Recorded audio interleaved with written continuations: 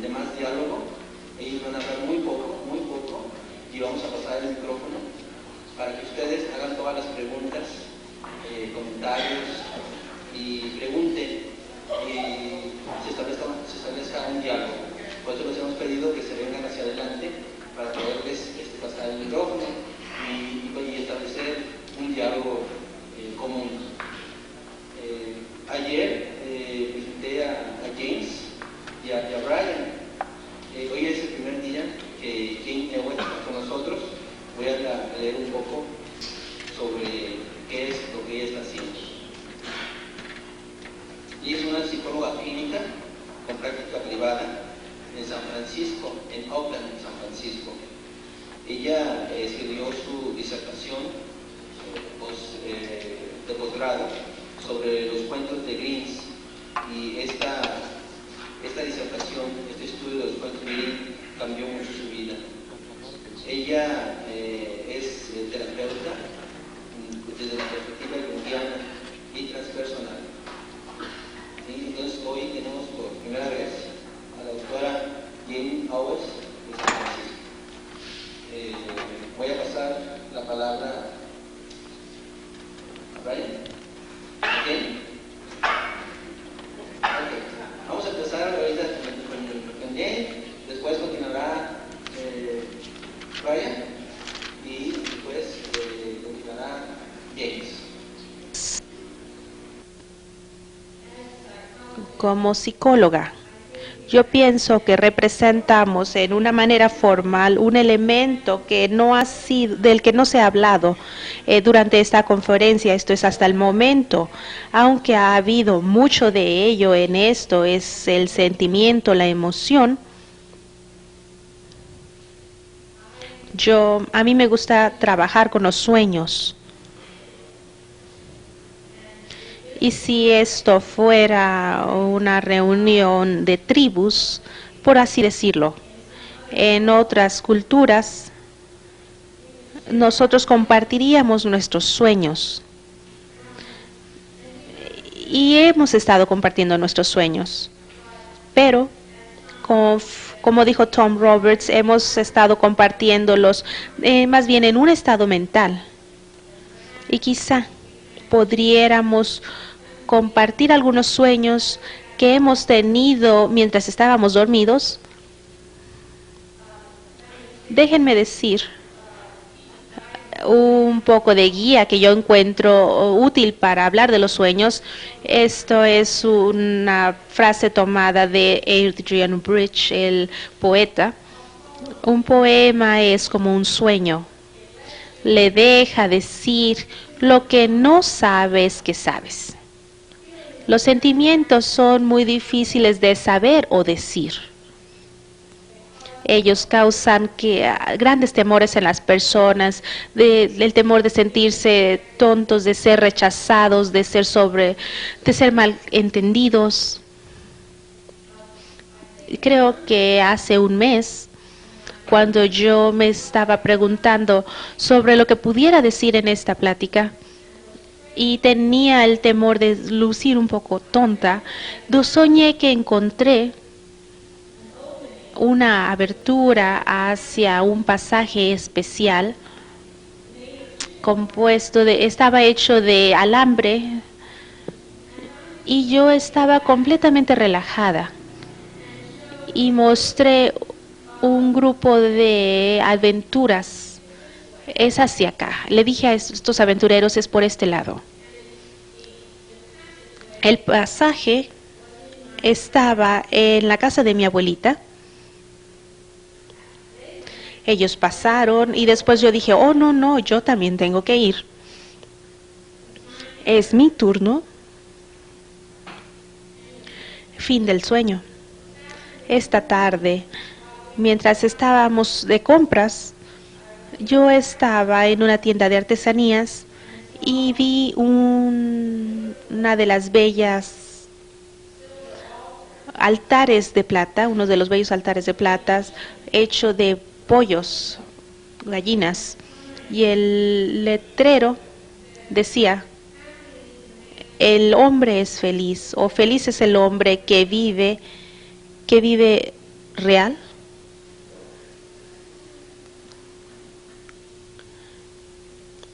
Así es que hace que mi corazón lata al momento de decir esto. Los sueños son un lenguaje de dibujos, se llaman un lenguaje del alma.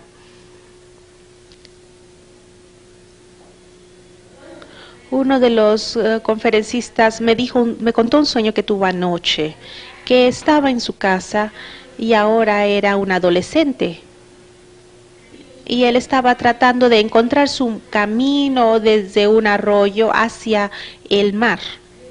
Y sentía mucha frustración porque habría muchos carros y árboles bloqueando el camino, pero él se sintió atraído para llegar a esa orilla.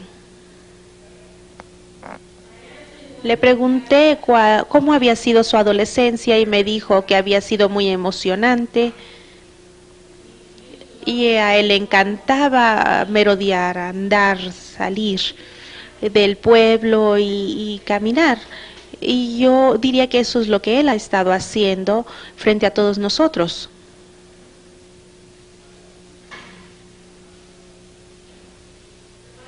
Me gustaría contar otro sueño más de un paciente.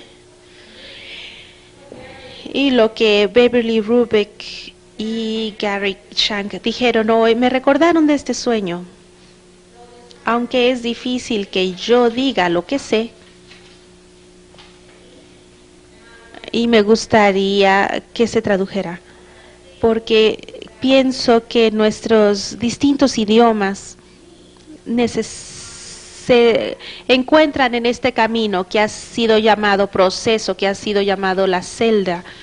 Antes de contar este sueño, quiero decir que la imagen de un sueño que una mujer tuvo en un grupo de sueños que tuve, en el principio todos teníamos temor de unos de otros en este grupo, pero eventualmente ella soñó que estábamos conectados por unos listones de luz y que teníamos que agacharnos para evitar lastimar las nuevas plantas que estaban creciendo del agua.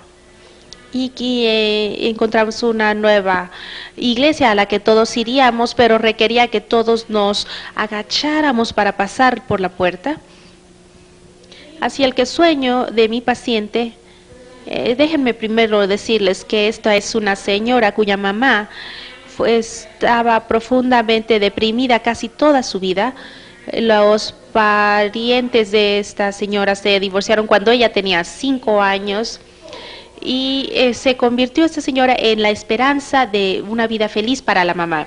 Llegó a la terapia cuando tenía 28 años de edad y la carga de convertirse en la esperanza de su madre, la cosa que mantenía a su madre feliz, estaba convirtiéndose en algo demasiado para ella.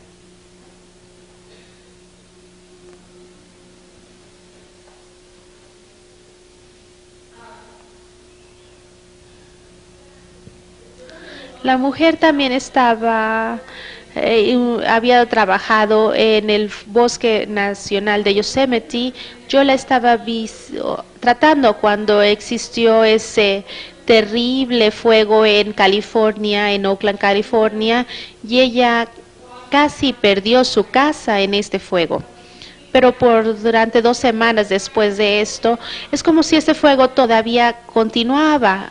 Y ella estuvo en pánico hasta que tuvo este sueño, que fue que toda la tierra ha aprendido que ya no hay más árboles, todo está escarchado y su madre se ha suicidado. Y estaba muy calmada contando ese sueño y ya nunca más se sintió responsable de su madre. Y ahora ha continuado a tener una vida personal para sí misma y ya no sentir la responsabilidad total de su madre o tampoco por el movimiento ecologista en el que ella estaba.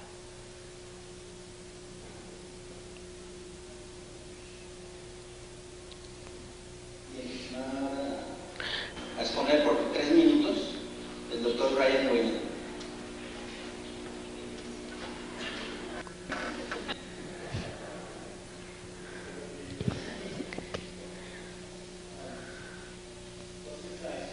ya que hablé con amplitud el día de ayer, haré esto muy breve porque en realidad no tengo mucho más teórico que decir. Esto es demasiado.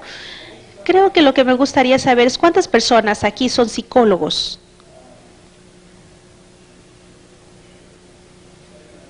Digo, más o menos como la mitad. ¿Y cuántos de ustedes son psicoterapeutas? Más o menos la misma mitad, el mismo número. Lo que haré es presentarme un poco más.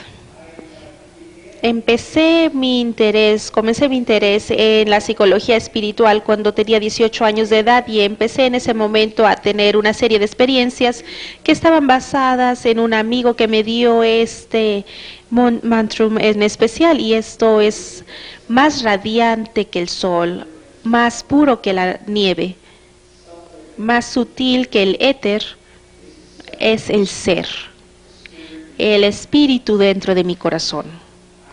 Yo soy ese ser, ese ser yo soy.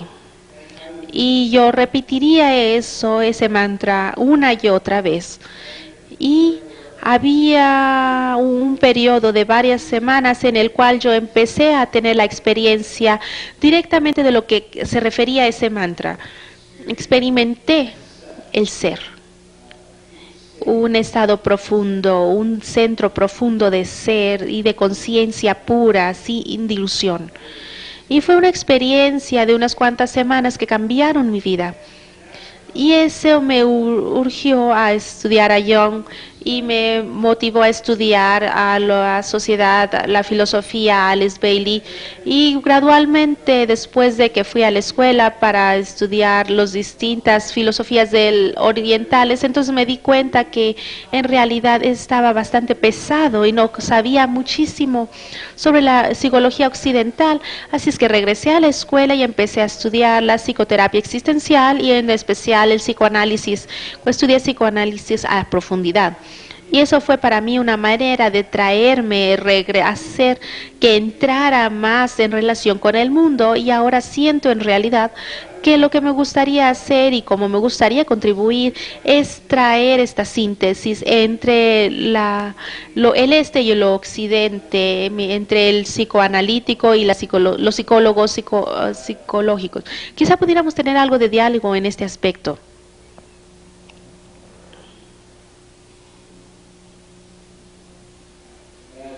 Bien, ahora que ya me he quitado mi corbata, mi saco de la última presentación, y ahora que estamos aquí sentados un poco más juntos y sé que ya conozco a algunos más de ustedes, no soy psicoterapeuta, y sí lo fui. Pienso que es un estado de desarrollo, que uno puede salir o crecer de él. Y solamente digo eso porque hay tantos terapeutas aquí y creo que la tarde ahora será mucho más interesante. Y de lo que yo estoy al tanto, conozco, es que mucha de la psicoterapia está en el paradigma viejo que dice que en primer lugar debes de enfermarte por tu cuenta. Y cuando tus amigos ya no te puedan soportar hablando sobre ti mismo, entonces puedes venir conmigo. Y yo en realidad tampoco me vas a gustar mucho, no me vas a agradar, pero como me pagas, yo trabajaré mucho más duro para que me caigas bien, que esto es más que a tus amigos. Y cuando seas normal otra vez, entonces tú tendrás que irte. Aunque en ese momento ya más valdrás la pena serás una persona que vale la pena estar con ella. Y no solamente eso, sino que tengo un manual de diagnóstico para que yo pueda asegurarme que tú tengas una de las enfermedades aceptables. Porque si no tienes una de esas enfermedades aceptables, por lo menos en los Estados Unidos, no podré decirle a la compañía de seguros que tú estás enfermo. Porque la compañía de seguros solamente se preocupa por ti si estás enfermo y tan pronto como te mejores te tengo que sacar. Bien, digo eso esotéricamente, pero es así como está diseñado el diseño. Y ahora los terapeutas transpersonales, como mis colegas, saben mejor de esto.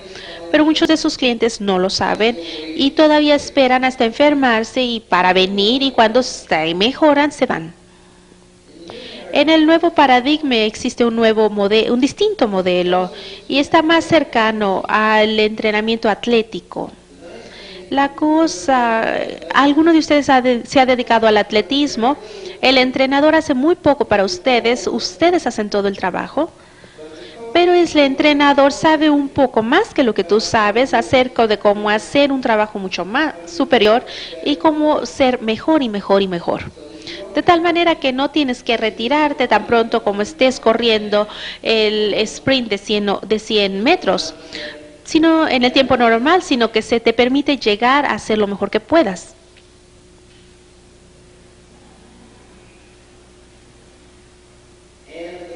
Y este entrenamiento no solamente es acerca de los problemas, sino que también es cosas más importantes, desde lo que sucede con tu vida cuando ya no estás tan absorto en los problemas.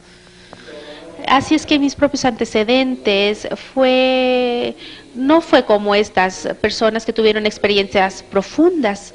En una edad temprana yo era más o menos un tipo normal y me conocían. Obtuve un doctorado de una escuela famosa y ahora era una persona tonta y preparada, y uno de mis profesores, que cambió su nombre después a Rondas, dijo que tenía algún material que quería compartir conmigo derivado de fuentes mexicanas, y él lo compartió conmigo. Y me di cuenta que mi vida anterior en realidad no era muy interesante y tenía una enorme cantidad de cosas por aprender, y es lo que he estado haciendo desde ese momento. Así es que espero de que ya sé que algunos de ustedes han tenido experiencias más profundas que los que estamos aquí en el estrato, pues espero que podamos continuar platicando en la tarde. Gracias. Bien, vamos iniciando entonces la sesión de preguntas y respuestas. Vamos a pasarles el micrófono.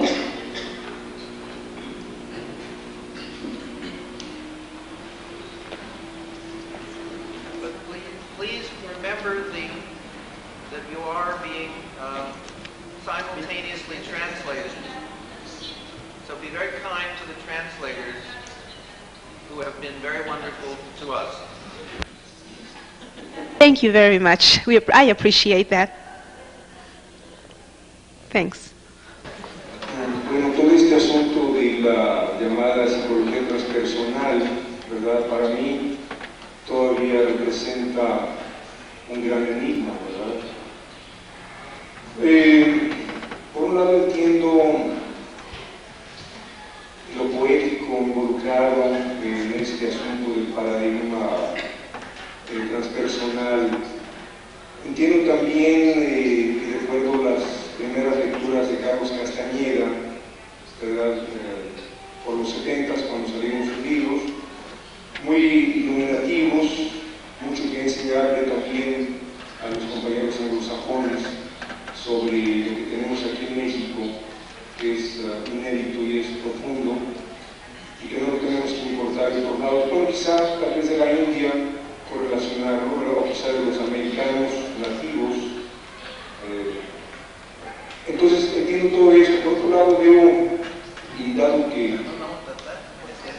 sí, y que el asunto es nebuloso, sí, claro, y también habría que diferenciar qué tanto narcisismo existe dentro del aspecto transpersonal, si la gente que se mete a estos terrenos tan resbaladizos y rayándose en lo espiritual, saben realmente psicopatología, saben realmente conocen al ser humano profundamente, o simplemente están alimentando su narcisismo de diferentes maneras, ¿no? Aprendiendo a levitar, a que la gente levite o a que camine sobre las aguas y todo esto. Pero yo sí desafío estas nociones, si se puede llamar de esta manera.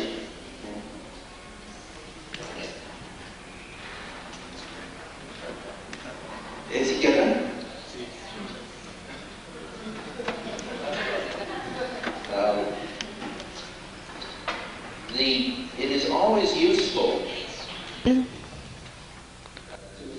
asumir o suponer que las personas que les están enseñando están alimentando su narcisismo. Eso les da algo de protección. Eso le da a usted algo de protección, porque el problema no es su narcisismo, porque es obvio que las personas que están aquí en el estrado tienen ese problema. La pregunta es, ¿qué más puedes aprender de ellos, dado su patología?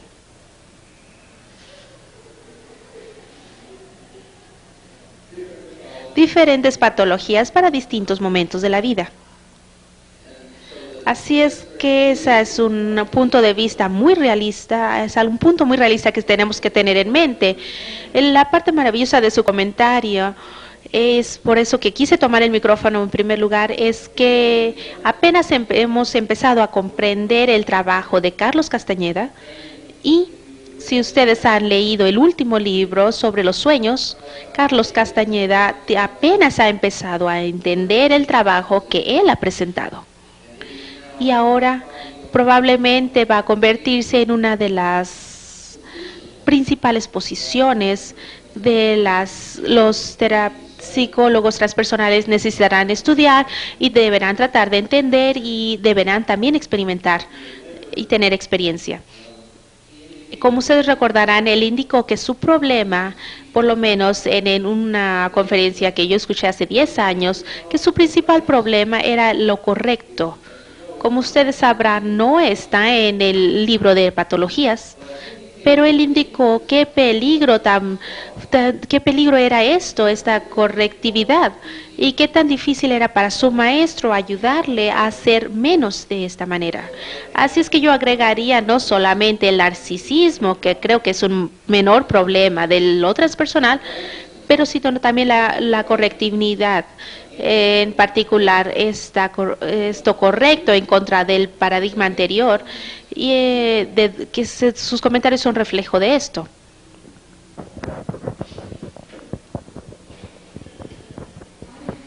Sí, entiendo muy bien lo que usted señala. A mí se me entrenó en el ámbito psicoanalítico freudiano, y cuando no pude ya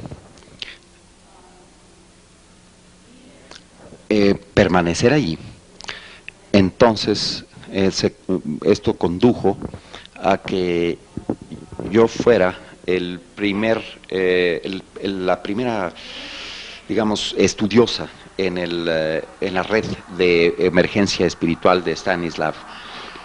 Y ahí se escuchó muchas de las cosas que usted señala, y sí llegué a considerar esto muy impersonal.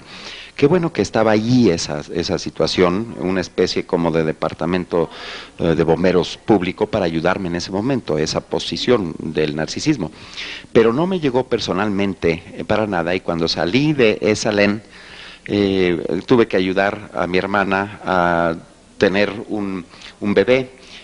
Fue muy enorme esta experiencia, porque fue parte de una comunidad ya viviente, humana y de vida, no algo inventado. Tenía yo otro pensamiento, y para mí también la afirmación que hizo usted es muy profunda. Considero que, es decir, me doy cuenta de lo que dijo Jim sobre Carlos Castañeda y la psicología transpersonal. Espero que sea parte del programa de los estudios transpersonales que llegue a tener lugar aquí en la Universidad de Guadalajara, estas tradiciones místicas indígenas aquí en México. Definitivamente pueden formar parte de eso, y de seguro que podrán enriquecer no solo lo que se hace aquí, sino también allá. Pero sí quiero decir algo sobre el narcisismo, porque es algo que conozco muy bien, muy de cerca, y tengo que estar en desacuerdo con Jim. Sí creo que el narcisismo es problema de la psicología transpersonal, y voy a decir cómo. Definiendo primero el narcisismo en la siguiente forma.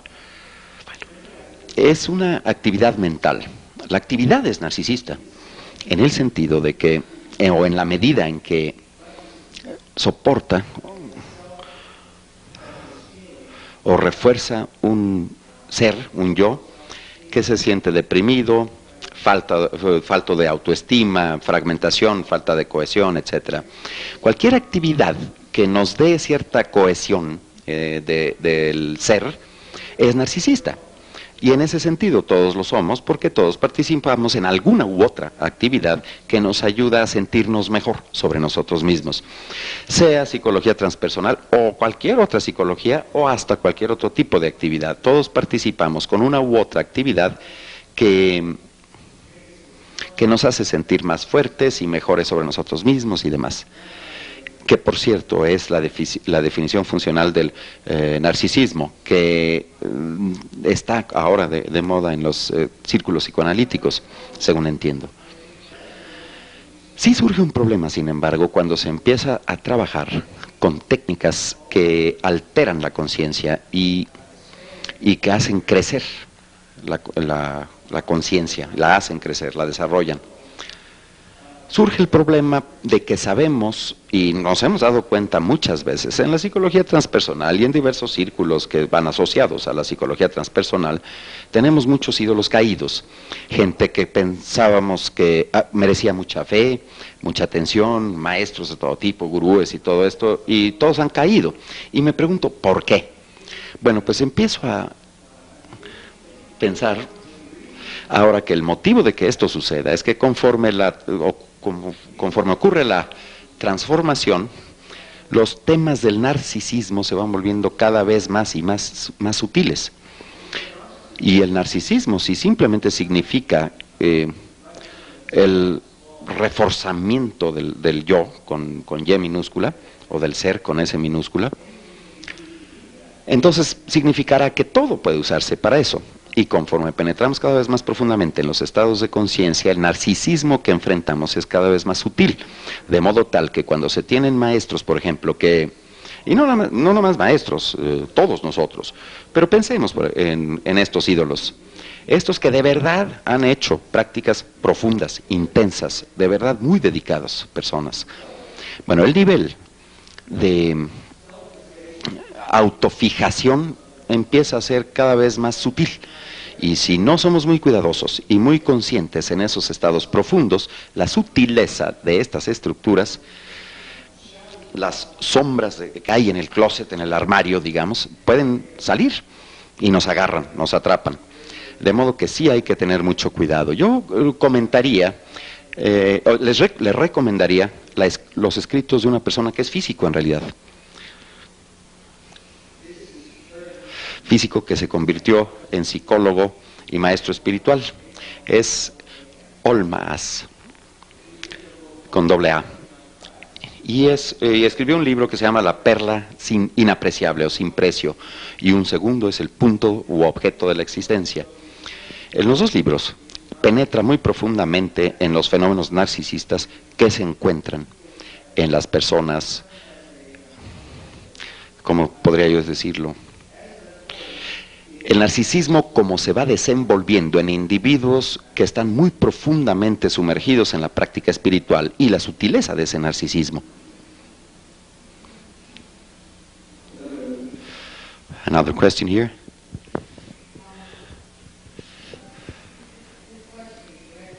Bueno, esta va dirigida a todos, pero en particular a Brian, porque hiciste referencia a los diversos tipos de estados alterados y las prácticas como tai chi, meditación, prácticas shamanistas y todo aquello. Y decías que los estados más altos de cada una de estas prácticas son distintos entre sí, cosa con la que estoy de acuerdo. Mi pregunta entonces sería, en una forma curativa, digamos, para un paciente o cliente que requiera ser curado de alguna enfermedad mental, física, ¿cuál de estos, de los más altos estados de cada una de las prácticas, cuál piensas que sería la más útil?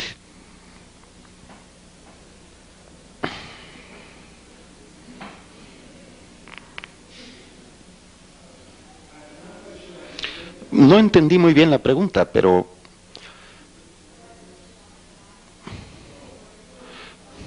sí, ya veo.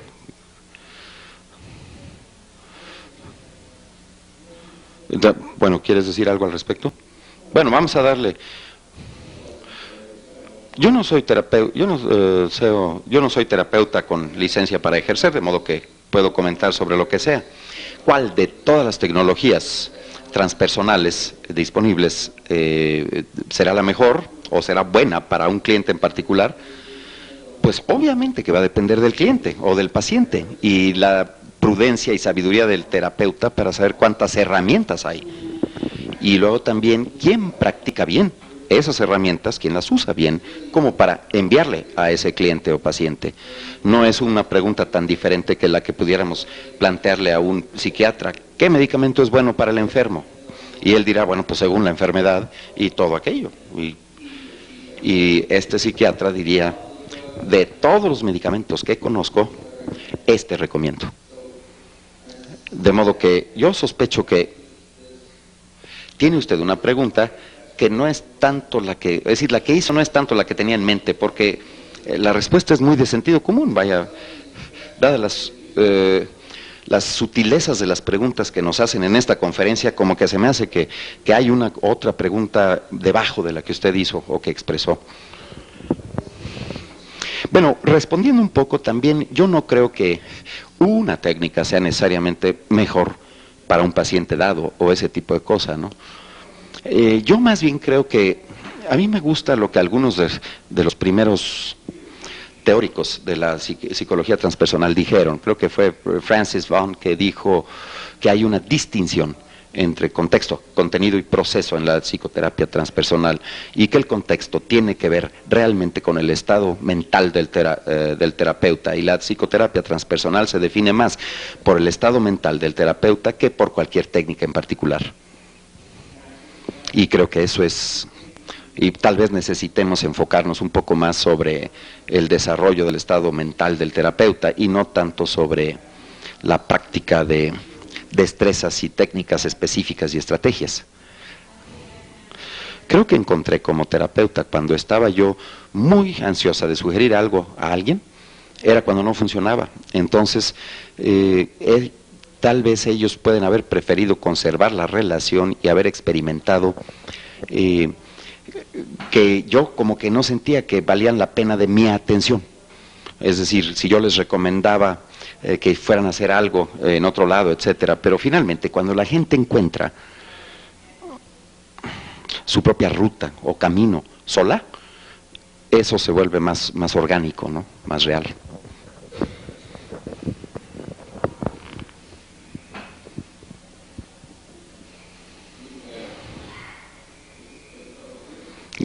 This one is for the three. La pregunta es, dado que hay muchos psicoterapeutas aquí y la psicoterapia es una práctica, digamos, una relación entre un cliente o un paciente profesional y un terapeuta o un psicoterapeuta, pero bueno, dentro de la experiencia que uno ha tenido, porque se estudió psicología y los psicoterapeutas que he conocido, la mayoría para mí se han hecho poco auténticos, por no decir para nada auténticos. Y además, muchas veces me he sentido defraudado y decepcionado, ¿no?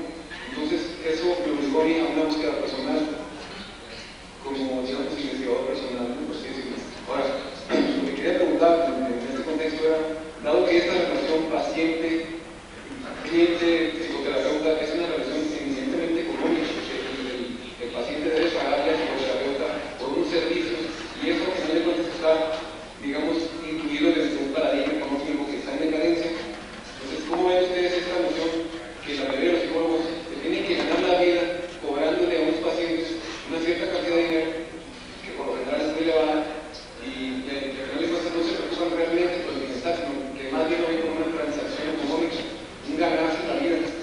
¿Cómo ven eso ustedes como psicoterapeutas transpersonales?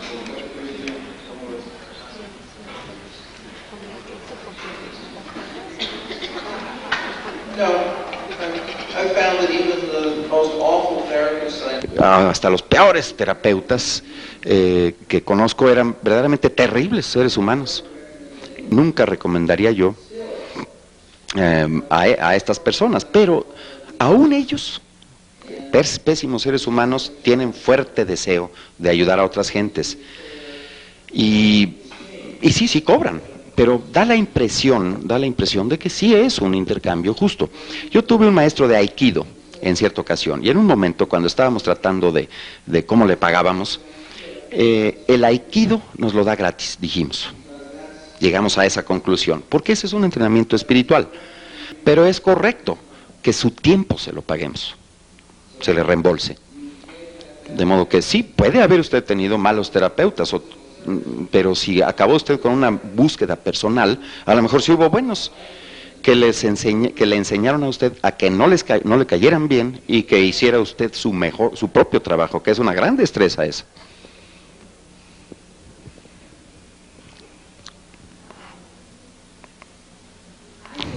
Sí considero que muchos terapeutas cobran muchísimo, y pues sí, resulta molesto, y hacen que los demás parezcamos gente que pues con la que nadie quisiera tratar, ¿no? Pero al mismo tiempo, algunos de nosotros, como por ejemplo, las mujeres entraron al campo de la terapia en gran número en los Estados Unidos por allá de los 70s, y a la mujer tiende a pagársele menos.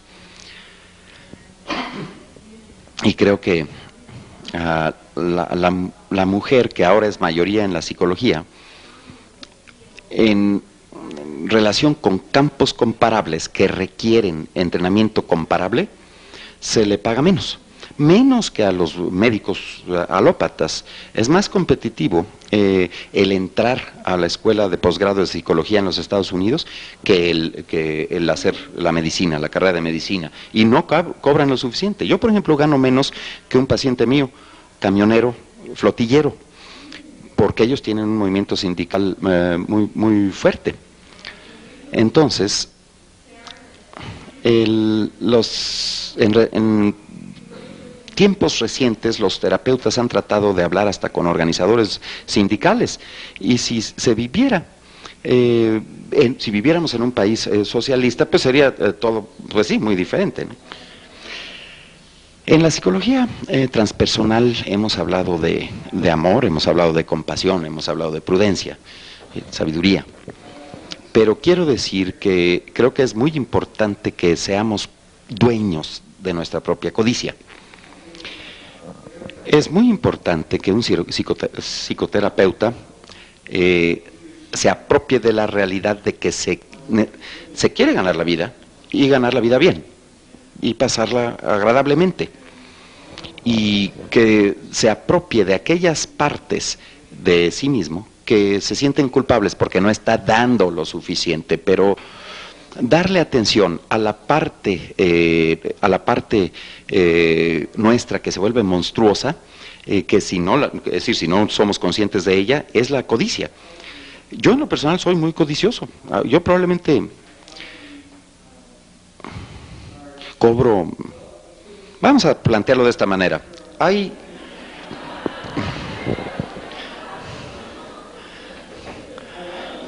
sí me gusta lo que cobro, sí. Sí me ha llegado, he oído. Pero bueno, es interesante porque este tema del dinero es enorme para todos. Y tuve un paciente que tiene 26 años, masculino, no gana mucho dinero. Y él insiste. Y yo, si lo habláramos, yo le reduciría la cuota, pero a él no le importa, él paga y punto. En cambio, otro que gana muchísimo, chilla y se queja o sea, es muy relativo esto de cuánto es mucho, ¿no? Ya sé que hay muchísimas, hay todo un rango de fenómenos involucrados en todo esto, ¿no? Pero mucho depende también de nuestra propia actitud hacia el dinero. Y creo también que es muy peligroso, por decirlo una vez más, es muy peligroso cuando un terapeuta se pone a sí mismo se presenta como muy dulce y amoroso y generoso, y no le da atención a su propia codicia, ¿no? Well, I have a question here.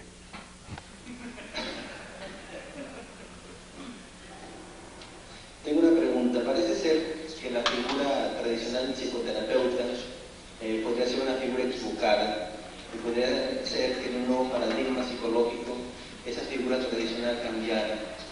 En este caso, ¿cuál sería la nueva figura desde la psicología transpersonal que emergiría? Ya no sería un psicoterapeuta, sería un maestro, un sanador, ¿cómo lo podríamos llamar? ¿Cómo sería la nueva figura que reemplazaría a la figura tradicional del psicoterapeuta? ¿Cualquiera de los tres que quiera contestar o los tres?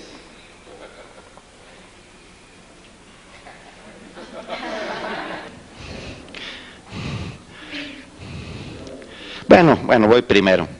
Así me corrigen y me critican después. Mis amorosos amigos transpersonales. Bueno, hay una antigua tradición que a lo mejor se ha olvidado, aunque sea muy popular aquí en México. Se llama la religión. Y la gente que antes era gente religiosa, es decir, los profesionales de la religión, tenían una labor: curar. Le llamaban curar, sanar. Y se sentía que la ayuda divina era una buena idea si uno quería ayudar a alguien a curarse, sanarse de los problemas de esta vida. El sacerdote y el médico se fueron separando en algún momento durante lo que se llama la era científica, o algunos de nosotros llamamos la actual era del oscurantismo, porque hubo una anterior. Ya recordaremos que hubo un oscurantismo anterior. Pero parece entonces que entre los terapeutas o terapistas transpersonales y psiquiatras, yo utilizo terapista en el término más amplio, sentido más amplio, son directores espirituales, digamos, para mí. Y la enorme energía disponible para nosotros cuando le añadimos una dimensión espiritual a lo que hacemos, facilita mucho el hacer frente a problemas que ahora se llaman psicodinámicos o cualquier otra etiqueta que nos guste. De modo que me da la impresión de que en el futuro veremos una reconciliación, una reunión. Por un lado, en el occidente, el sacerdote sanador, y por el otro lado, de los nativos americanos, el curandero, brujo, esas diversas gentes que eran integrales a la comunidad, formaban parte de ella. Encuentro que la tradición del sanador herido, la encuentro muy práctica como está.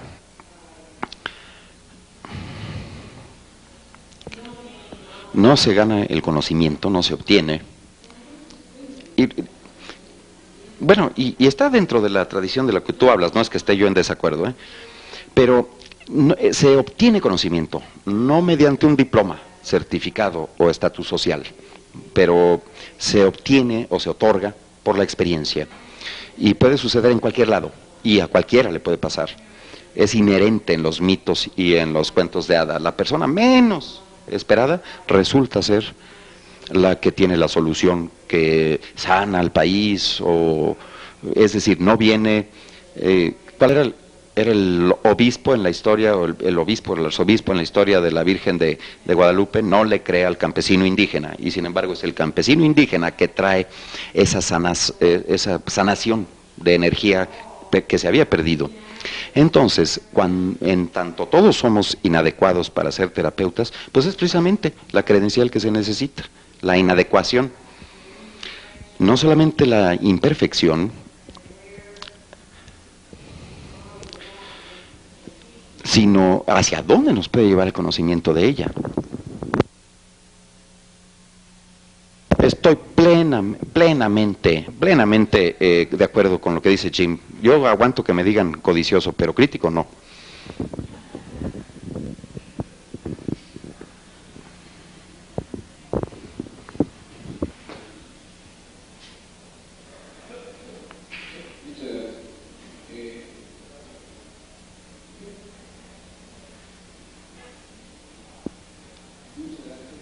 Thank you, and I would like to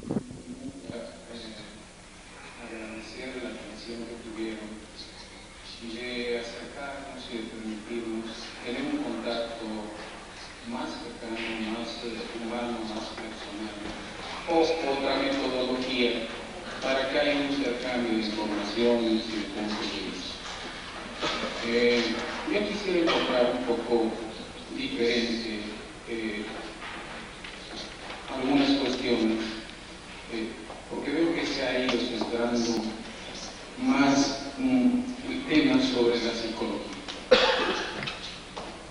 Lo que ustedes han venido a plantear a este país lo veo como algo central, como medular.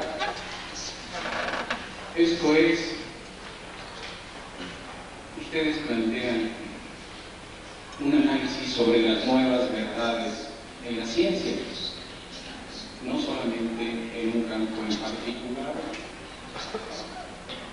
Establecer cuáles podrían ser las nuevas verdades es hablar sobre una nueva construcción del edificio cultural. Esto a mí en particular y a muchas personas nos parece de enorme trascendencia. En la mañana el profesor, no recuerdo su apellido, especialista en psicología de la educación, pedía que hiciéramos una relación de los 30 problemas que consideraron más importantes para la humanidad en este momento, una humanidad que habla constantemente de crisis global. Y de alguna manera él nos inducía a pensar, yo coincido con él, en que el problema medular era nuestra conducta, y nuestra conducta dependía mucho de nuestros valores. Luego entonces, el establecimiento de nuevos valores podía modificar la conducta y la conducta enfrentar adecuadamente las nuevas situaciones problema, porque los problemas los hemos generado nosotros. Sí. La pregunta medular es la siguiente.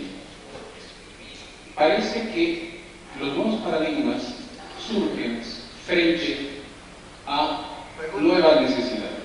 Esto es, yo quisiera ver el aspecto ético y moral que se plantea en el contenido de estos nuevos paradigmas, porque para mí y para muchos de los problemas que tenemos son por las actuales cargas o concepciones de carácter ético-moral en la conducción del orden social y en la apreciación. I heard the question. We heard the question. It's a very good question. Can you let us work with the question? Muy bien.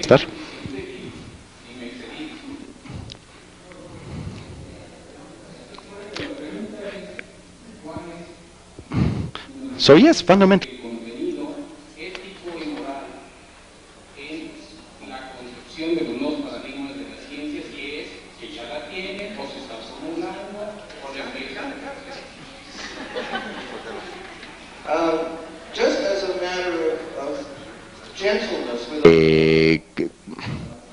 Bondad hacia todos nosotros. Yo me gano la vida muy frecuentemente en problemas públicos, en podiums públicos aquí, estrados públicos, haciendo esta situación.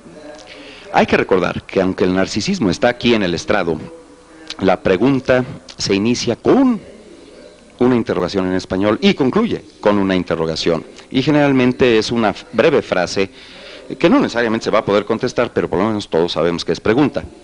Y mientras nosotros nos tardamos mucho en las respuestas, en realidad les estamos pidiendo que hagan más preguntas para que puedan resumir más bien la parte interrogante de la pregunta, porque es una excelente esta pregunta, pero empecé a perder interés antes de llegar ahí, cosa mal de mi parte, mal hecha de mi parte. Así que muchas gracias, sí, por la pregunta. Sobre los temas éticos, sí. Y vamos a tener más. Y perdón por ser a lo mejor un poquito descortés yo en esto. Vamos a pedir que las respuestas las hagan resumidas para poder que el micrófono recorra, ¿sí? Resumidas, por favor. Bueno, ya pasando a la respuesta de esta pregunta, le doy la bienvenida a esta pregunta porque sí, la ética se conecta con los valores, que se conectan con los sentimientos muy profundamente, y no creo que los sentimientos hayan recibido el espacio como para ser traducidos al conocimiento, mucho. Y le pediría entonces a Gary Shank, si él quiere hacer un comentario, y este es mi narcisismo, con su propia oportunidad. Yo le dije de un sueño sobre la mujer que fue curada por un sueño de que la tierra se quemaba y su madre se suicidaba. Y él me ayudó a entender esto, sin ser terapeuta, hablando de un nuevo paradigma de la información como búsqueda de significado, y cómo esta persona buscó significado allí.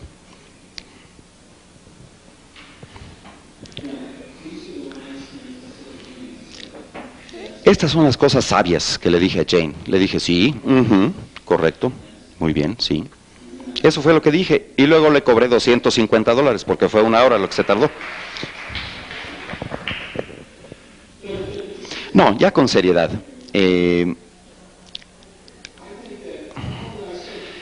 Nada más, brevemente, como yo veo la terapia es un esfuerzo por proseguir tras el significado. Y a veces los clientes necesitan tantita ayuda para ello, y a veces no necesitan ayuda. Y un terapeuta sabio es el que sabe la diferencia entre uno y otro. Y hay veces que se pueden tomar las cosas muy arbitrariamente y reunirlas. Y como arbitrarias parecen, lo arbitrarias que parecen las vidas al principio de todos nosotros, y al final como parecen muy coherentes. Pero sí dije sí, mucho, y asentía con la cabeza. Bueno, no lo recuerdo yo así, pero bueno.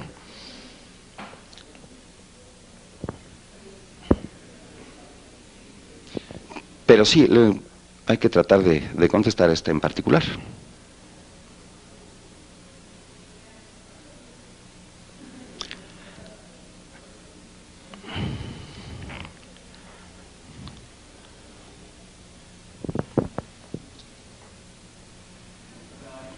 Bueno, sí tengo un poco de la respuesta.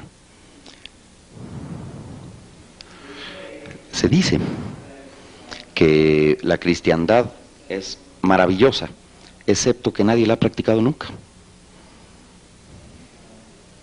Y ayer, no sé quién fue el que dijo, que alguien mencionó la llamada regla de oro, amar al prójimo como a sí mismo. Sería maravilloso si se pudiera de veras hacer, si lo pudiéramos vivir así. Qué horrible regla. Horrible, de verdad. ¡Uah! Porque en la tradición que yo estudié se decía que la regla de oro se puso como pregunta capciosa para ver si están poniendo atención. Imaginemos, si tratamos a otros como nos tratamos a nosotros mismos. Imaginemos lo que le hacemos a nuestro propio cuerpo. Imaginemos lo que le hacemos a la atmósfera en la que vivimos. Imaginemos, pensemos en lo que le hacemos a nuestra propia salud y nuestro propio descanso, nuestra propia necesidad de placer. ¿Querrían ustedes que el vecino o el prójimo sufriera igual? La verdadera regla es que si de veras nos amamos a nosotros mismos, entonces seguiremos la regla de oro. Si no nos amamos a nosotros mismos, deja al prójimo en paz. Será lo mejor.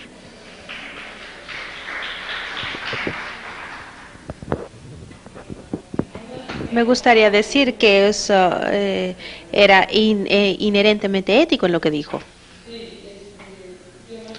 Well,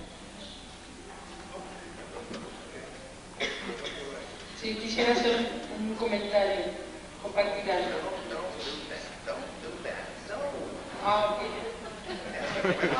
Adelante.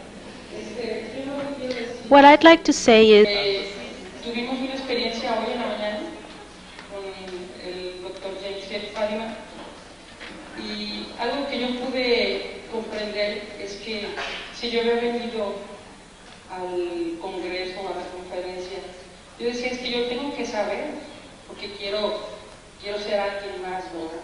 Quiero valer más. Y sobre la trayectoria de los días, se me tocó hasta dejar el libro que traía para decir que yo sabía. Y ahora, dentro de todo lo que pudimos vivir, yo sentí un amor que compartimos todos en la mañana. Ese amor que nos tocó, y no sé lo que podrán decir mis compañeros, pero ese amor que nos hizo ser auténticos, entrar y buscar, y si no buscar, sacar. De alguna manera lo que somos y lo que nos conecta, ¿no? Hoy no sé si entiendo cuál es la finalidad de este encuentro con ustedes y con todos nosotros, pero yo sé que me llevo a algo que no es un pensamiento o un método, sino algo más que me sirve.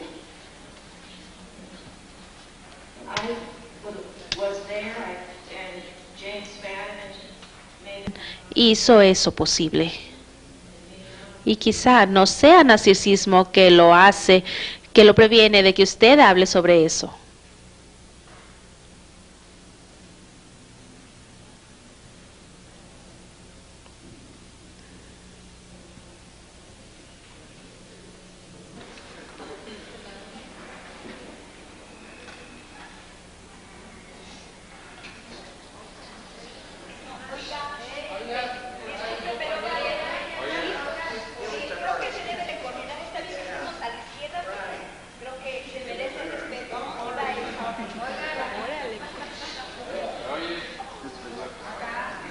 Bien, si el estado de salud se define como un equilibrio de la esfera biológica, psicológica y social, la verdad de las cosas es de que nunca ninguna de estas esferas se ha estudiado en forma interactuante con las otras dos. Parece ser que los fenómenos biológicos son los que más simplemente se controlan las variables y por ello tengo que extenderme no más de un minuto para que la respuesta sea para todos, no solo para mí. Just ask your question first, and if we don't understand it, we'll ask you to take some minutes to explain. Que tome más, haga más comentarios. El área biológica se ha dirigido hacia encontrar sustancias. Esa es mi pregunta. Encontrar sustancias. Lo que se propone es que cuando se dé la palabra, haga una pregunta formulada. ¿Sí? Y luego podrían hacer una pregunta. Es una actitud negativa. La pregunta va dentro de un contexto, no puede ser simplemente para que me la conteste a mí, que le conteste a todo el auditorio y que todos aprendamos algo. Bien, la presencia o la ausencia de ciertas sustancias dentro del cerebro están explicando actualmente emotividades, amor, incluso trastornos como epilepsia o bien neurosis o psicosis. Parece ser que esa tendencia va en contra de lo que ustedes están planteando aquí. Mi pregunta concreta es saber qué opinión tienen ustedes al respecto de esa teoría orgánica de las patologías mentales.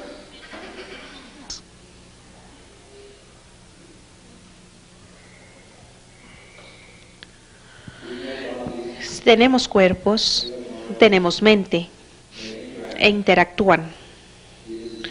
Es tonto decir que somos todo mente o decir que somos solo cuerpo. Las personas que aman decir que somos solo cuerpo prefieren creer que somos principalmente cuerpo. Las personas que preferirían decir que somos todo mente quisieran decir que somos todo mente. Es una cuestión no de lo que es cierto, porque la verdad es obvia. Nadie más que un psiquiatra o un psicólogo pudiera imaginar que solamente somos mente o cuerpo. Eso no es lo normal. Así es que la pregunta práctica es a quién puedes recurrir por ayuda y qué saben y qué les permite hacer la ley. Y el nuevo paradigma sugiere que las leyes vigentes que nos dividen por mente y cuerpo son incorrectas. Me gusta el modelo de Ken Wilber. Ha sido muy útil para mí. Él habla sobre cómo es importante trabajar, pensar en términos del nivel fisiológico, el nivel emotivo y mental, hasta llegar a las dimensiones espirituales. Y muy frecuentemente podríamos estar trabajando con un paciente en términos de su vida emotiva y no llegamos a ningún lugar y encontramos que es muy útil y es muy importante ir a un homeópata, ir a un médico o quien quiera que sea para encontrar algo que los ayude a un nivel físico. Por otro lado, también encontramos la situación totalmente opuesta en el que alguien que puede estar tomando medicamentos, algún tipo de sustancia para tratar con una depresión y en realidad no están tratando los niveles mentales. Esto también está incompleto. Yo creo que es importante pensar en términos de completos, de totalidades, no en partes, y decir que todo se ha de reducir a una base fisiológico. Para mi mente esto es lúdico, no funciona. Y por cierto, también es un paradigma reducista, materialista, sobre lo que se basa eso. Beverly Rubik es un ejemplo de alguien que se le ha dado fondos suficientes, pero eso es bueno, pero creo que se le ha dado este patrocinio por personas que no fueron ayudados por medicina normal, biológica. Así es que toda la atención puede ayudar en este cambio de paradigmas, toda la atención de lo biológico y de lo psicológico. My question is very concrete. What is the method of research to transform the experience, the individual deep experience of the transpersonal paradigm into a universal science?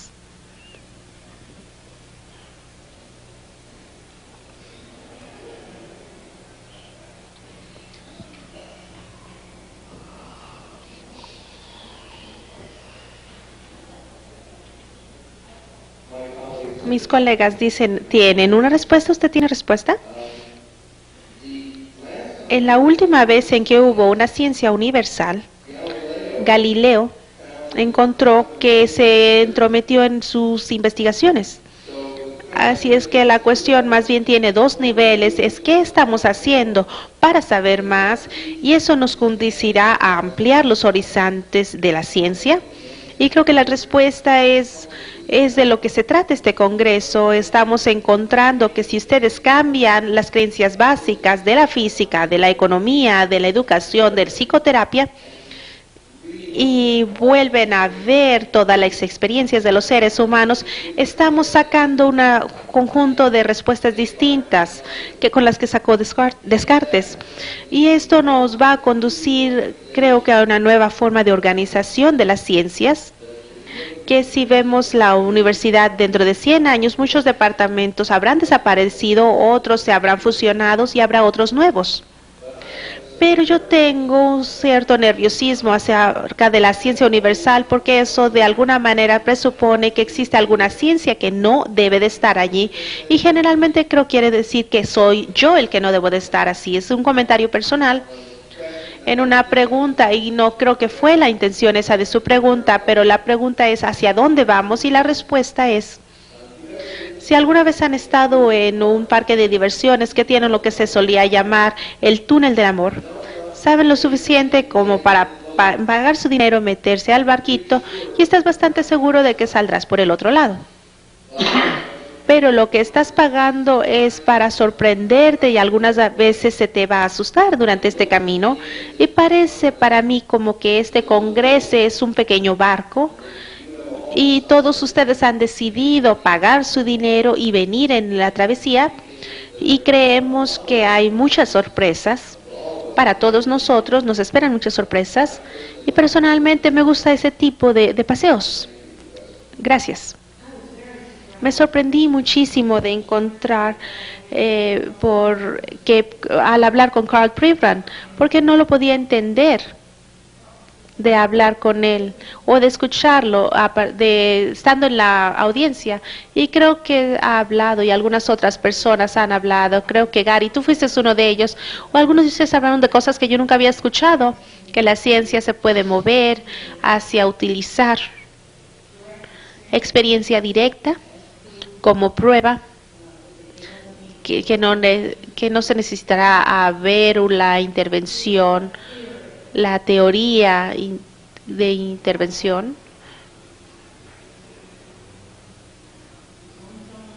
Así es que les voy a contar otro sueño.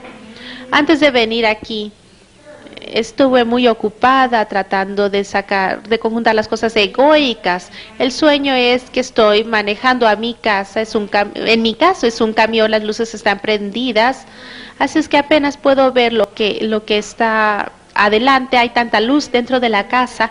Estoy tratando de dar la vuelta a la izquierda y choco con un pequeño barco que viene del sur. Y está hecho de una canasta de los indios tarahumaras, quienes son las personas más físicamente, también son las más pobres, quienes tratan de escaparse, quienes escaparon de los españoles a una cultura europea y se metieron en el cañón.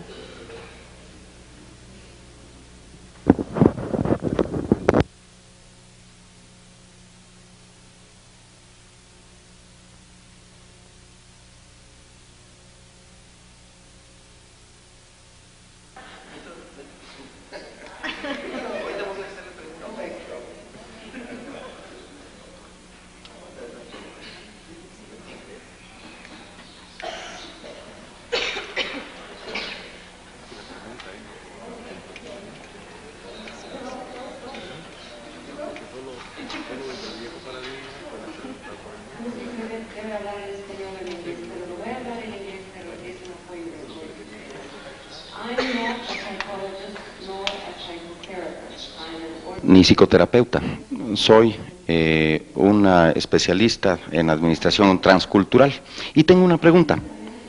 Veo la dinámica aquí y evidentemente que hay muchísima interpretación en términos de percepción, por un lado de lo que dice el panel y por otro lado de lo que el auditorio dice y piensa. Mi pregunta sería entonces, ¿qué experiencia tienen ustedes en términos de otras culturas que tengan percepción distinta y que sean de orientación tal vez más espiritual que otras, en términos del trabajo de ustedes? Y que pudieran crear en mi muy rudimentario entendimiento, porque no he estudiado esto, nada más a lo largo del trabajo que he realizado en 20 años, pudieran sacar percepciones muy distintas de lo que son los problemas. Por ejemplo, si se trabaja en México, o si un mexicano realiza este trabajo en los Estados Unidos, estas percepciones, la pregunta sería, ¿qué experiencia tienen en hacer esto en otras culturas, pues?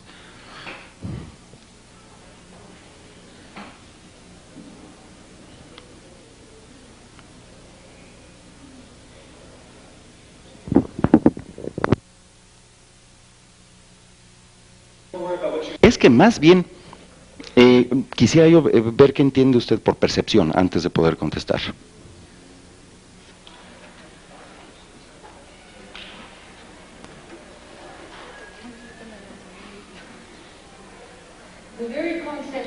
El concepto mismo de las palabras, si un mexicano habla en inglés, lo que él piensa y siente probablemente será muy distinto de cómo usted percibe lo que él siente y piensa.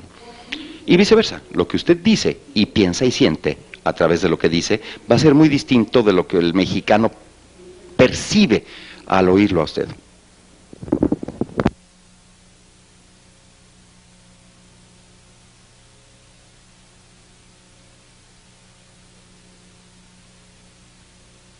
¿Será cierto eso? ¿Sí? ¿Sí es cierto?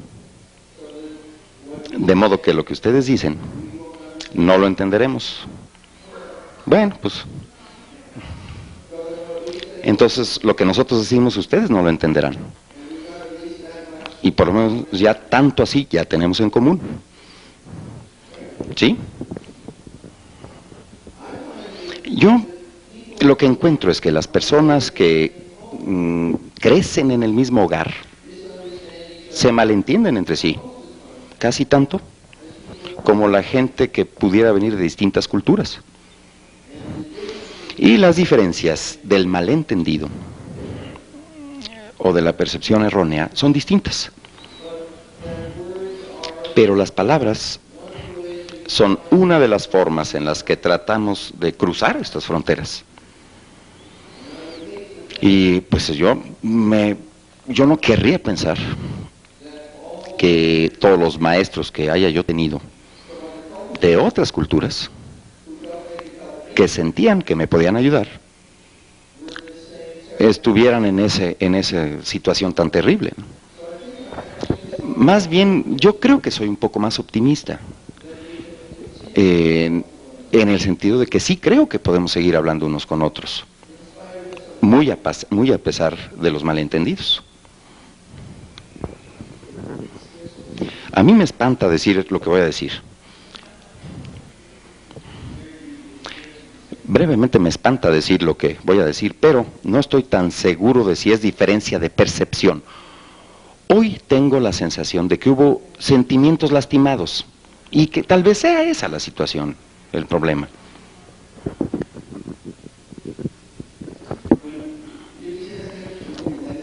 On this question, by the Muy importante, estos días todos viviendo este problema. La manera como yo lo veo es que sí hay un problema de comunicación, pero no creo que sea un problema de cultura, porque yo soy mexicano, por ejemplo, y James es americano, él y yo nos entendemos perfectamente, pero hay personas mexicanas igual que yo, que cuando hablamos de esto, a veces no nos podemos entender, y yo creo que aquí está el problema del cambio de paradigma, ¿sí? De la manera como yo lo veo, el problema es precisamente ese, ¿sí? Estamos en un proceso de cambio de paradigma, y aquí estamos hablando, con una visión diferente a como tradicionalmente hemos sido condicionados a través de la educación. Entonces yo creo que no es un cambio de paradigma, sino más bien que no es un problema de diferentes razas, sino un problema que se está dando en este cambio de paradigma. Es como yo lo veo.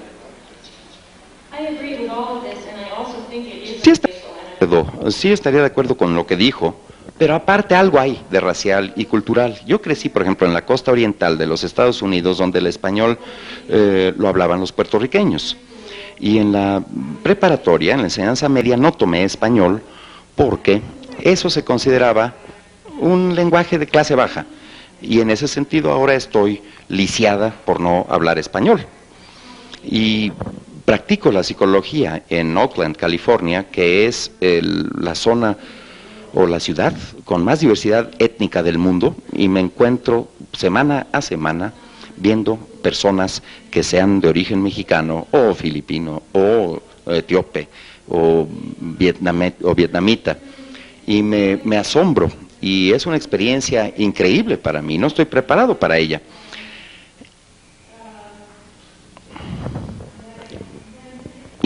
Y sin embargo, qué bueno que estoy allí.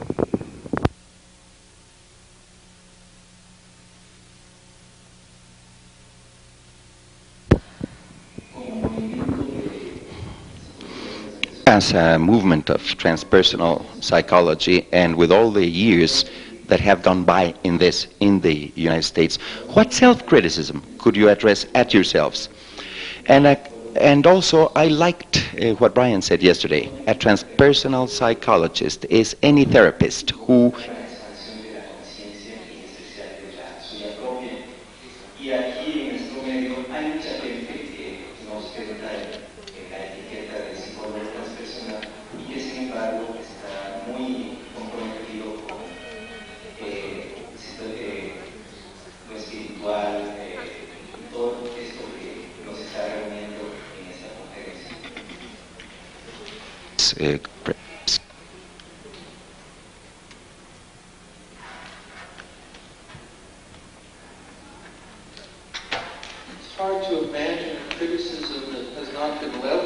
que no haya sido enderezada contra lo transpersonal o contra todo esto que se llama New Age o Nueva Era, y críticas que no sean ciertas. Es raro encontrarlas.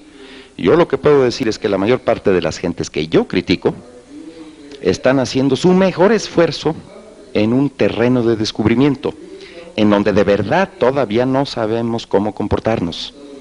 Y los errores que ahora se cometen y que con frecuencia lastiman a la gente, y que son también los antiguos errores de pereza y orgullo y codicia y todo aquello tradicional como errores, los errores tradicionales, como que no son muy distintos. Uno de mis maestros dice: no busques gente espiritual en grupos espirituales. Y cuando primero escuché eso me sentí muy ofendido, porque yo estaba muy ocupado trabajando con grupos espirituales y estaba yo totalmente seguro de que yo era espiritual por eso. A lo largo de los años, me he dado cuenta de que la gente de los grupos espirituales, pues como que no es distinta de la gente que no está en grupos espirituales y tienen los mismos problemas, preocupaciones, tratar de encontrar relaciones, significados, dar y recibir amor, y que los errores que se cometen tienen diferentes nombres y sabores, si se quiere, pero por lo general yo encuentro que nosotros no somos peores y ciertamente no mucho mejores que las personas que consideramos que somos mejores que ellas. Si leemos toda la literatura de esto, de New Age, hay ese tono siempre, como evolutivo parece. Es decir, nosotros somos el animal que ya salió a tierra, salió del océano, y sentimos lástima por esos pobres peces que siguen respirando nada más agua. Si lo vemos con cuidado, los que brincaron a la tierra se tardaron bastantes millones de años, esos animales, antes de poder funcionar tan bien como los que se habían quedado en el agua. Habían pasado a un nuevo ámbito, muy diferente. Va a haber programas en este sistema universitario a lo largo de la próxima década, va a haber programas, espero, que van a ser absolutos desastres, porque eso significará que de veras estamos explorando. Yo aborrecería ser muy crítico, muy específico en cuanto a las críticas, y puede haber más gente loca haciendo esto en los Estados Unidos ahorita, así que en ese sentido pueden estar ustedes detrás, pero yo creo que rápido nos están alcanzando. Y es de esperarse que los peores de nuestros errores sirvan para que el avance de ustedes y los descubrimientos de ustedes sean más fáciles.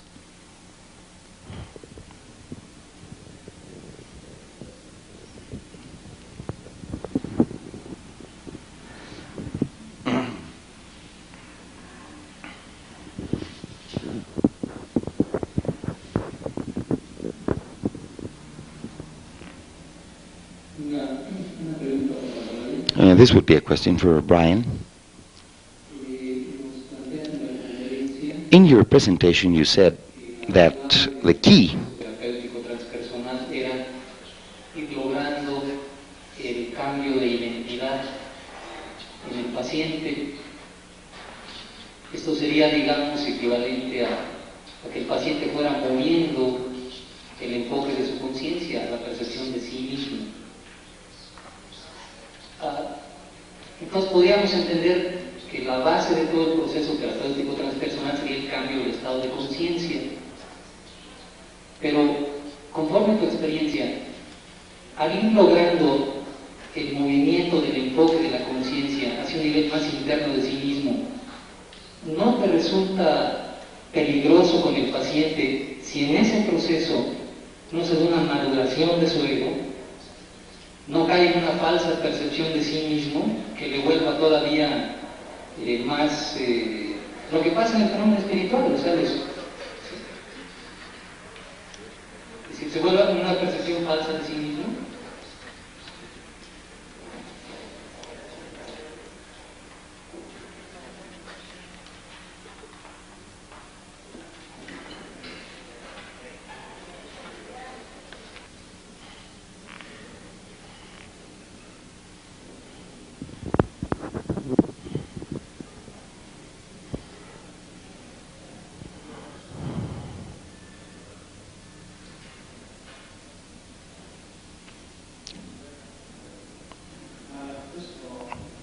Bueno, en primer lugar, sí creo que el cambio de la psicoterapia transpersonal es en mi práctica un cambio en la conciencia. Sí, quiero decir, sí estoy de acuerdo con quien dijo que los problemas fundamentales de la vida son básicamente insolubles. Lo que pasa es que los dejamos detrás, pero los dejamos detrás principalmente mediante un proceso de empezar a sentirnos más grandes, más sustanciales, más sólidos, más capaces y más conscientes, más allá del problema mismo. En mi práctica, entonces, podríamos decir que en tanto que, iba a usar una metáfora realmente, que una persona que se suponía que iba a estar aquí, Jim Burgetaw, él iba a estar aquí, pero él dice que el paciente llega a la terapia muchas veces con la experiencia de sus problemas, o patología, o como se le quiera llamar, y llega como con una especie de máscara sobre la cara, y se ven a sí mismos y ven al mundo a través de esa máscara. Y a lo largo de la psicoterapia a profundidad, gradualmente se empieza a retirar esa máscara. Nunca se pierde, pero como que anda ya por aquí o por allá. Y entonces la persona experimenta esta forma de verse a sí mismo y al mundo como parte de un tejido más amplio. De modo que una persona podría decir durante la terapia: van a hablar conmigo y describen, por ejemplo, su vida en particular, y tal vez tienen una actitud muy autocrítica, y entonces llegan a la terapia con esta actitud autocrítica que les agarraba de plano la cara, por decir algo. Gradualmente, durante la terapia, esto se les va retirando del rostro y empiezan a decir: ah, ¿qué ves? Ahí está otra vez la calidad, la empiezan a reconocer. Ahí está la autocrítica otra vez, y hasta se pueden burlar de ese problema, como que puede haber una separación mayor ya con ese problema, ya no queda uno atrapado en él, que se acopla con un segundo factor, y es que con mucha frecuencia, cuando una persona empieza a desidentificarse de estas máscaras en particular, de estas estructuras en particular, que realmente son constricciones en muchos sentidos, lo que sucede es que la persona puede empezar a experimentar o relacionarse con estas dificultades en particular, esta cualidad autocrítica de una forma más compasiva, así que se sentirá un poquito más abierto hacia sí mismo, un poquito más relajado sobre sí mismo, un poquito menos crítico, menos autocrítico, aunque la tendencia de vez en cuando puede rebrotar, pero se pueden relacionar con esa tendencia ya con más relajamiento, con humorismo, con compasión hacia sí mismos y más autoamor, si se quiere, amor de sí mismo. Ahora, en relación con la segunda parte de su pregunta, que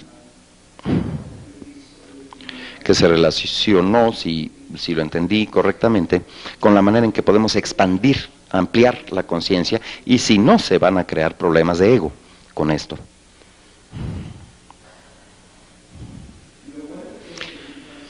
Pues una de las cosas con las que hay que tener mucho cuidado en la psicoterapia transpersonal, y creo que en muchas psicoterapias, sería la tendencia a identificarse con energías arquetípicas o imágenes arquetípicas. Tuve un paciente que empezó a imaginarse, era una mujer que empezaba a imaginarse como sacerdotisa en el tarot. La segunda carta del tarot es la sacerdotisa, y decía: yo soy esa, y empezaba a tener una identificación con una imagen transpersonal, una imagen arquetípica, y la terapia para ella tuvo que ver con el proceso de desidentificarse del estado inflado arquetípico, y fue un proceso muy doloroso, porque ella de verdad se percibía a sí misma, cuando llegó a la terapia se veía a sí misma como la verdadera culminación de alguien que podía leer la sabiduría de todos los tiempos para la gente, que era tal vez de 100 o 200 gentes de todo el mundo, destinados a traer la nueva era, las más grandes enseñanzas, y al mismo tiempo no podía sostener su propia relación personal. Le costaba un trabajo enorme sostener sus relaciones, y se separaba del marido y tenía toda clase de dificultades, ¿no? Entonces veía esta disparidad enorme entre la autoimagen de sí misma y la posibilidad de no poderse llevar con nadie, ¿no? Entonces esta dislocación enorme entre los ideales y su vida real. Esa circunstancia dolorosa la trajo a la terapia, y eso fue con lo que tuvo que trabajar. Well, now I want to make a question.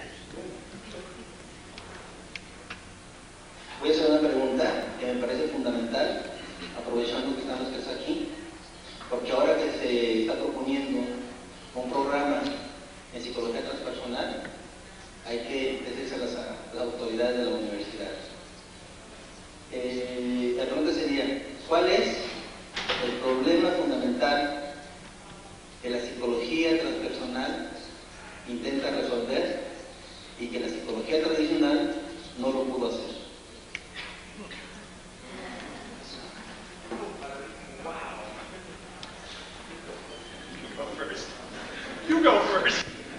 Ustedes, primero. Creo que la psicología tradicional en grande solamente encuentra a las personas en un nivel de conciencia, aunque Freud habló de los sueños. Mi experiencia, yo me entrené entre freudianos, es que no prestan tanta atención, sino que están en un modo analítico, más alejados. ¿Cuál fue la pregunta?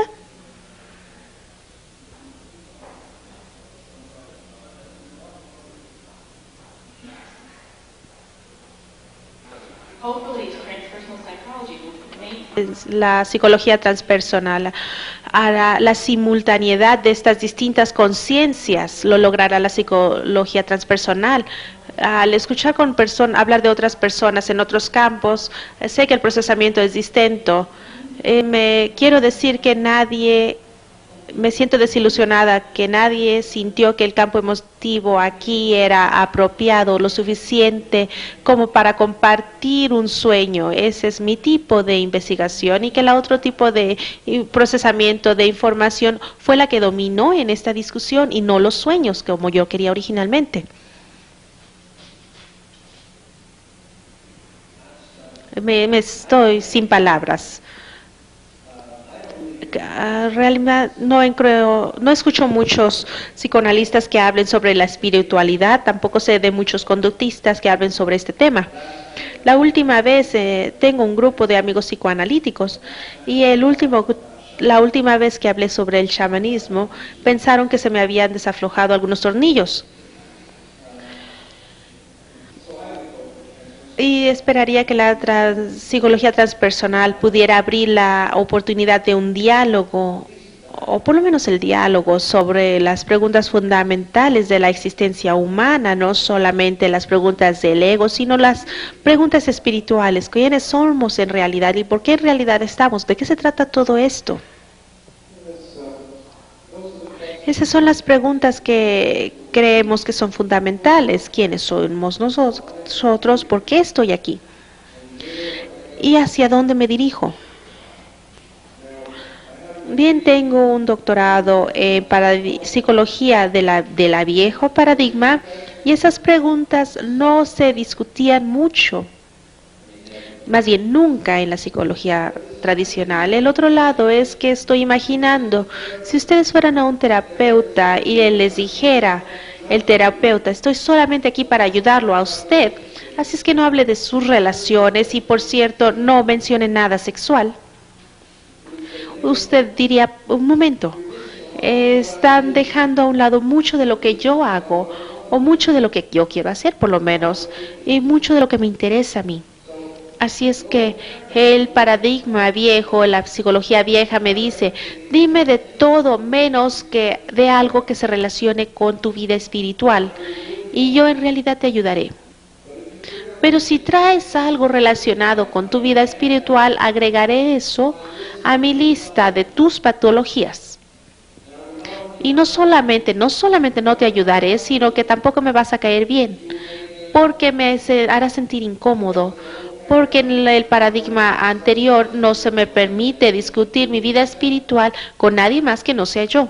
Así es que la pregunta fundamental, si uno se fuera forzada por un indagador, si se le preguntara por alguien muy astutamente, diríamos que estamos buscando una psicología de las experiencias humanas, experiencias transhumanas, experiencias subhumanas, parahumanas.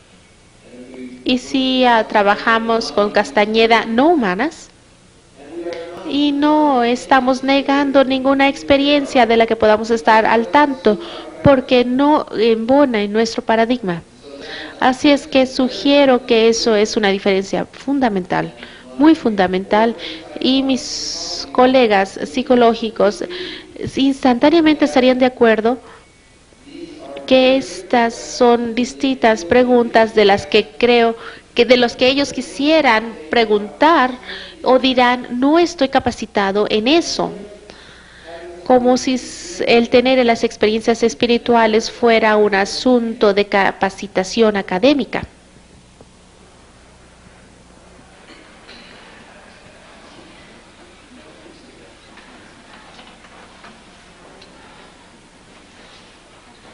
Para no desilusionar a Jay, desde que estaba pidiendo el micrófono, quería compartir un sueño que le he querido encontrar significado a este sueño. Estoy en el atrio de una iglesia, pero tengo que salir. Yo soy católico. Al salir, veo tirado un dulce, una envoltura de dulce. En ese momento que bajo a recogerlo, comienzo un ventarrón, va a haber que está, y tengo que entrar al atrio de nuevo. Creo que ahí voy a sentir seguro. Comienzo a sentir mucho miedo al estar dentro del atrio. A mi izquierda está una fuente y la nave de la iglesia está retirada. Sé que tengo que llegar allá, mas sin embargo me da mucho miedo. Y hay una voz que me grita, los diezmos, es un fantasma, porque no creo que sea otra cosa. Y me vuelve a decir los diezmos. En ese momento despierto, y al despertar, veo la cuna del hijo, y proyectado sobre la cuna del hijo, un niño pequeño, luminoso, vestido de rojo, en actitud de oración, y se desvanece. La visión última me da miedo, el sueño sí me provoca temor. Traté de buscar el significado ahorita en estaba hablando Jane, y lo único que se me vino a la mente fue una frase de un profeta que dice, aunque tus pecados sean tan rojos como el escarlata, tu alma permanecerá blanca como la nieve.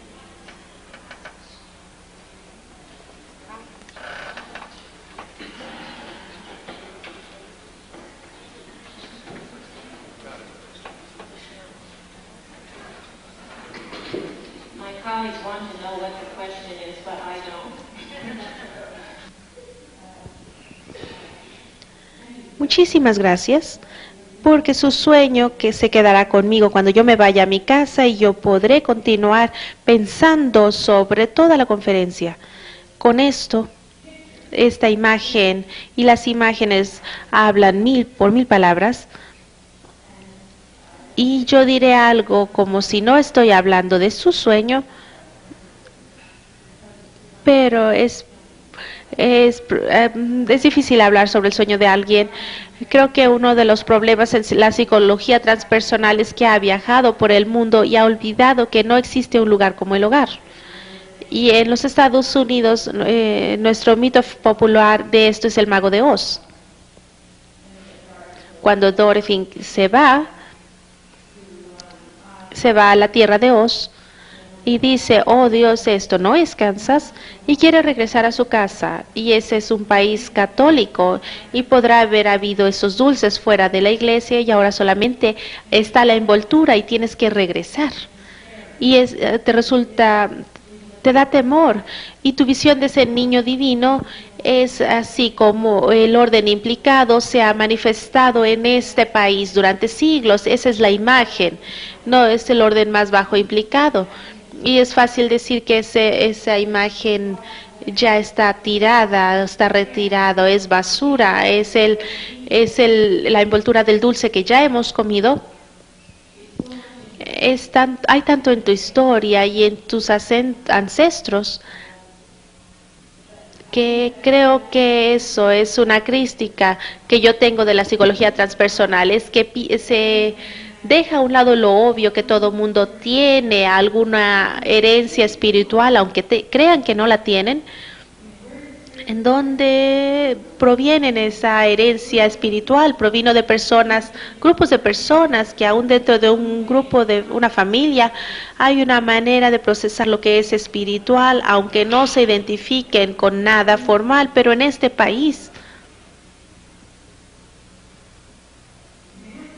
están tan masivamente, tienen una tradición formal, y creo que sí lo sería si te perseguiría como un fantasma. We're going to finish. Con un comentario final de cada uno de los artistas. Si quieres empezar, Raúl.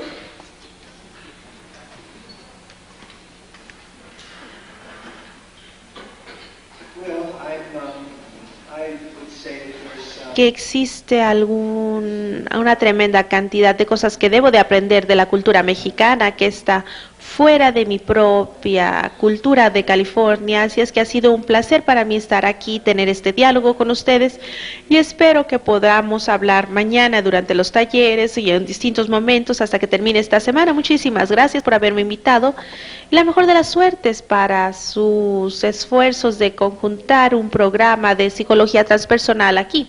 Espero que pueda ser, no solamente los apoyaré, pero sino también quisiera serles de utilidad.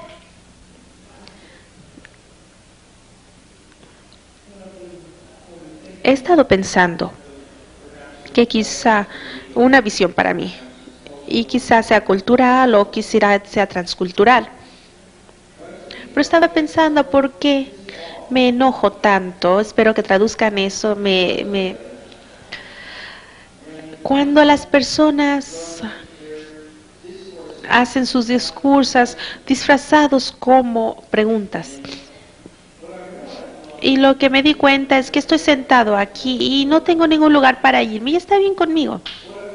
Pero lo que he encontrado, el sentimiento que recibí, es que las preguntas que recibimos escritos durante estos días, hemos hablado sobre esto, todos nosotros lo hemos comentado, han sido los más sofisticados y los más sustanciales que ninguno de nosotros había recibido anteriormente en una conferencia. Y cuando ustedes tomaron la posición de que tenían que explicarnos mucho antes de hacer su pregunta, lo que me di cuenta fue que ese fue un insulto no a nosotros, sino a ustedes mismos. Y no sé, sea cultural o transcultural, pero encontré que ustedes no necesitaban las explicaciones. Más que quizá nosotros sí. Pero era a lo que yo estaba respondiendo, porque cada vez que llegábamos a la pregunta, decía, es una muy buena pregunta. Por ejemplo, su pregunta muy seria sobre la ética. Notamos que ninguno de nosotros tratamos nada sobre esa respuesta, esa pregunta. Noté que usted notó. Pero cuando usted llegó, yo ya me había cansado. Y en realidad no me esforcé en él como lo hubiera hecho, porque hizo una pregunta muy directa que todos entendimos, y las personas que preguntó acerca de los asuntos biológicos, una pregunta que todos entendimos. Es una preocupación que tengo de honrarnos unos a los otros un poco más. En la conferencia de prensa donde yo estaba tratando de reducir a menos de 8 palabras por oración, porque hacían preguntas muy buenas, pero eso es lo suficiente de los periódicos o de los medios de comunicación de saber que tienen un límite. ¿Cuál es la esencia de la psicología transpersonal?, me preguntaron. Y yo dije, la universidad ahora enseña a las personas a pensar. Eso no es suficiente. Lo que queremos hacer es tener un programa y una universidad y una cultura en donde se les enseña a pensar, a sentir y a amar. Gracias.